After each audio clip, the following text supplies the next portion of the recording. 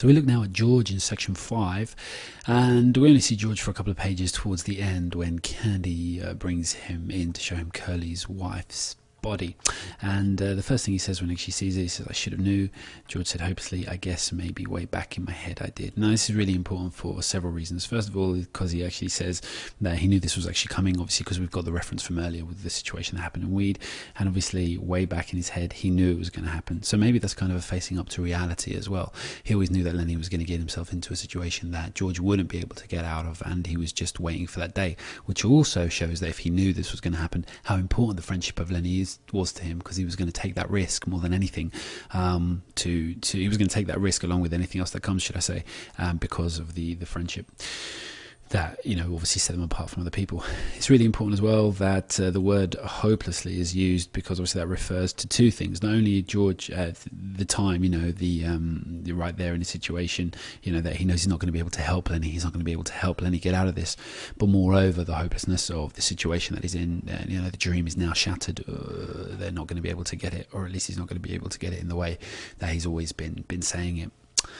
The next section is probably one of the most important quotations in the entire novella. This is, in fact, just to add to that one for a second as well, it's really important as well that Lenny actually said earlier, you know, try to avoid this, and actually said to him, let's get out of here, you know, I don't like this place. And obviously one of the memories that could be kind of stirring within him there is obviously Lenny saying this.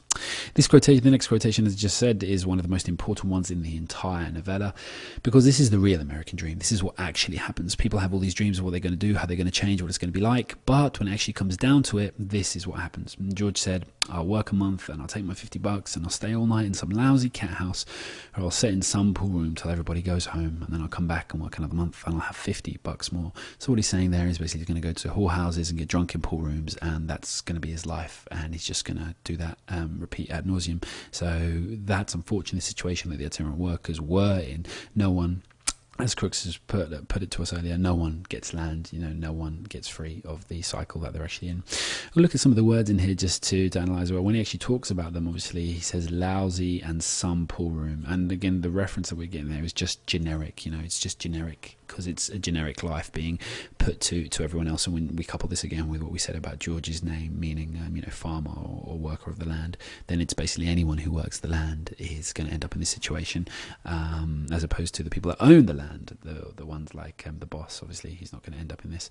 And the word more, ending with the word more and such a sad note, it shouldn't really, I don't know, it's something about that sentence ending with more doesn't really feel right.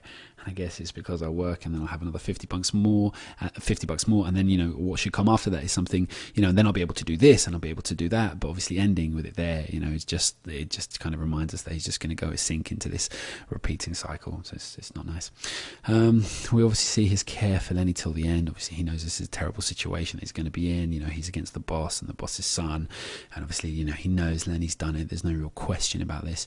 And he says, "I ain't gonna let him hurt Lenny." And then he tries to have a conversation with Slim, and Slim says to him, "Look, you know, you can't just leave him, you know, caged up. You know, that's not a way to actually be." And the animalistic side of Lenny is obviously drawn on, but we'll come to that when we talk about Lenny. And then when Curly actually tells him, you know, to hurry up and come along with them, George says, "Yeah, I'll come, but listen, Curly, the poor bastard's nuts, don't shoot him." So he tries again to defend Lenny, and obviously in that he's actually trying to defend his ideas of, you know, salvage maybe what could be left of his dream or left of his friendship with him. But I suppose somewhere in there, you know, he obviously, it's not said to us, but obviously the reference to him always covering his eyes with his hat is quite important.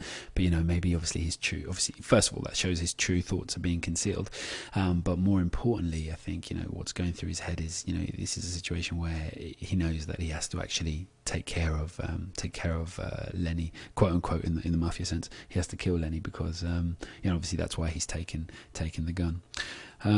And then on the way out, it's really sad. He stops for a moment beside Candy, and they both look down at the dead girl. And obviously now she's just reduced to a dead girl. You know, she's lost what little position she had as Curly's wife. She's referred to as the dead girl. But the saddest part here is that they're both looking down, and the grief that they're feeling is for their dream. They're not bothered at all about the idea that this person's actually dead, or all that's actually references what's important to them.